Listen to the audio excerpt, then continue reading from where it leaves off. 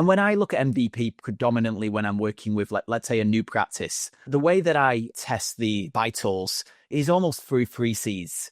It's around clarity, conversion, and then continuity. And I'll start with the clarity. And fundamentally, this is around clarity of patient. Because as it stands, how most practices marketing works is somebody finds their website, they make an inquiry, they schedule an appointment, they're presented with a solution / treatment plan, etc. And then, as Tom mentioned, that percentage is so key. The percentage of people that say yes and progress with treatment is always very, very telling. And this is one of the first stats that I go and look at. Now, I'm sure there's a quicker way to look at this, but I look at this because I think it quickly gives an indication to where core issues / opportunities / levers that you can pull exist.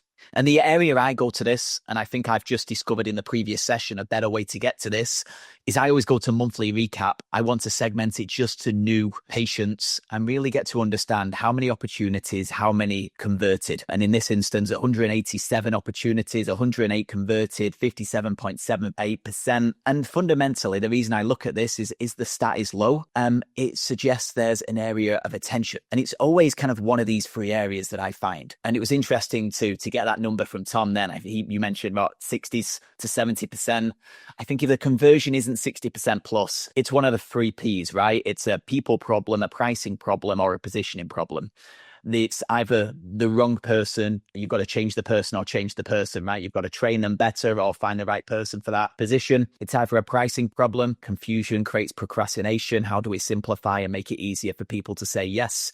Or the most common thing that I see is potentially a positioning problem, because I think through common day marketing and the way it works is most practices have set up like this, right? Is we get really, really good at the thing we do. We want to help patients. We put all our effort and training into being the best option for patients. But then we open up the door, we draw a big red circle around our location. And we're like, anybody with a hearing loss in these areas, we want to help them. And as a result, we get a huge mix of people on our schedule. The puzzle with that is you get a huge mix. You're not right for everyone. As a result, that impacts productivity and impacts the help rate that you naturally have. And I think the more specificity that you can have around the types of patients you want, the better you can build a practice. If you're more specific about we help these people to achieve this outcome, the more your marketing messaging can naturally lean towards it. And as a result, you put the right patients on your schedule. You're magnetic to the patients you want and you repel the patients that you don't. And when you're naturally built to service an exact type of patient in the way they want to be serviced, then they turn up pre-educated, pre-framed, to a degree pre-sold and predetermined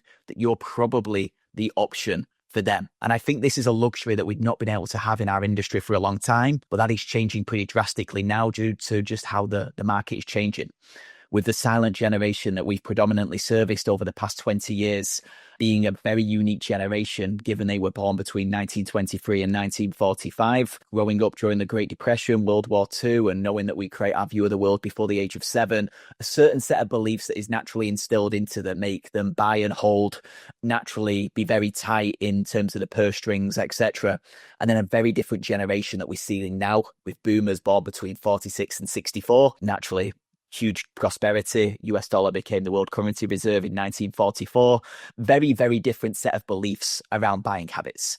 And by 2031, 1 in 5 Americans is going to be over the age of 70. And unlike the previous generation, they want a provider with some specificity around their preferences, which creates a very, very different opportunity to build a practice on your patients rather than any patients to make the schedule work. So going back to those key numbers, it's either a person problem, it's a pricing problem, but ensuring the right people are coming through the door is very, very important. And it always starts with knowing that number.